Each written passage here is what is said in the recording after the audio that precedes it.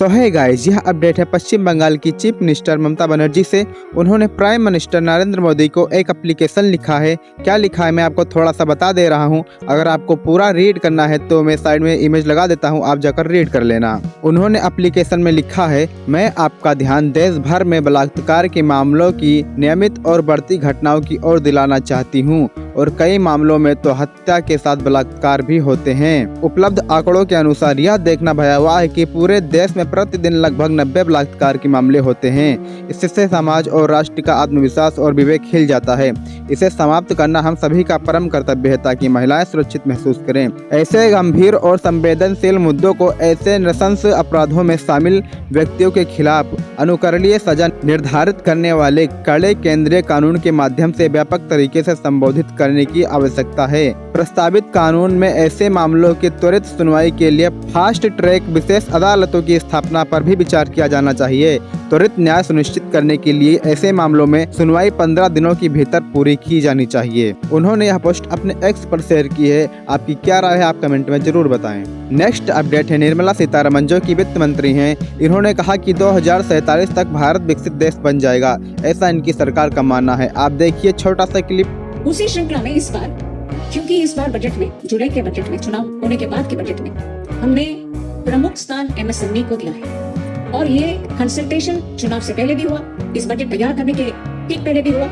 इसीलिए हम अभी हर एमएसएमई क्लस्टर में, जहां सिडबी का ब्रांच ओपन करना या ऑलरेडी है, ऐसे क्षेत्र में जाकर के इस बार बजट के द्वारा एमएसएमई के लिए कितने भी प्रावधान हमने ले आए उसको विस्तार से बोल करके, चर्चा गोष्ठी के द्वारा हमारे अधिकारीगण भी साथ रह करके, उसमें टेक्निकल बातें जितनी भी हो, उसमें अगर आपको कुछ आपके प्रश्न को जवाब कोई देना है तो सेक्रेटरी साहब के द्वारा वो जवाब भी आपको दे करके इस बार एमएसएमई के लिए और उनके भागीदारी जो भारत के इकोनॉमी में है उसको एक अच्छा स्थान दिलाने के लिए, और उसके द्वारा 2047 में भारत विकसित भारत अगर होना है तो एमएसएमई का कंट्रीब्यूशन उसमें प्रमुख ऐसे मानकर चलने वाले ये सरकार आपके सामने आने का एक श्रृंखला शुरू हुआ, और उस श्रृंखला में पहला क्षेत्र इस वीर भूमि उदयपुर में ही शुरू हुआ। नेक्स्ट अपडेट है मल्लिकार्जुन खड़गे की, जो कि कांग्रेस के अध्यक्ष हैं। उन्होंने कहा, बीजेपी आज दलित वर्ग के बच्चों को तंग और तबाह कर रही है। सरकार इन बच्चों की नौकरियां खत्म करने के लिए लेटरल एंट्री लेकर आई है,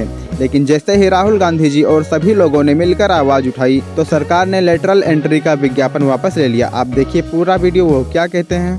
सबको सता रहे, गरीब को सता रहे, और आज शेड्यूल कास्ट के वोट छीनने के लिए शेड्यूल कास्ट के बच्चों को तंग और तबाह कर रहे हैं।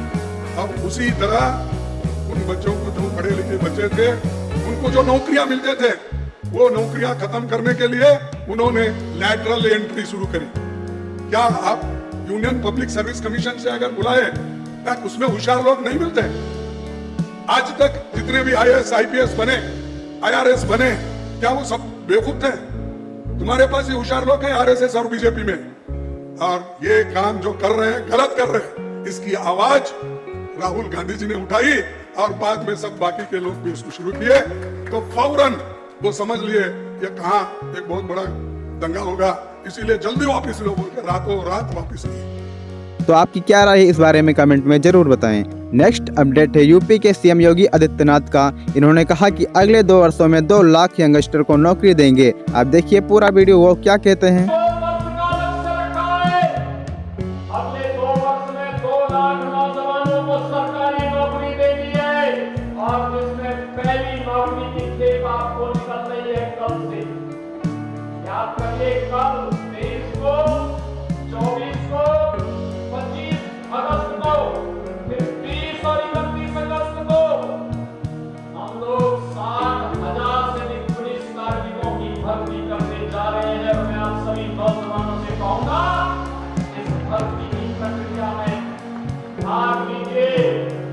कोई माई का आपकी योग्यता पर प्रश्न नहीं खड़ा कर पाएगा। किसी ने खड़ा किया तो उसके लिए प्रत्येक प्रकार के जेल के रास्ते खोले हुए हैं। जो नौजवानों के भरोसे के साथ खिलवाड़ करेगा उसकी संपत्ति को जब्त करेंगे, और उस संपत्ति को गरीबों में बांटने का कार्य भी करने का कार्य हमारी सरकार करेगी। भाइयों, एक तरफ 2 लाख नौजवानों के अगर ऐसा होता है तो यह बहुत ही अच्छी बात है, जो कि काफ़ी सारे यंगस्टर को नौकरी मिल जाएगी। आप क्या सोचते हैं इस बारे में कमेंट में ज़रूर बताएं। बस आज की वीडियो में इतना ही, मिलते हैं किसी नेक्स्ट वीडियो में।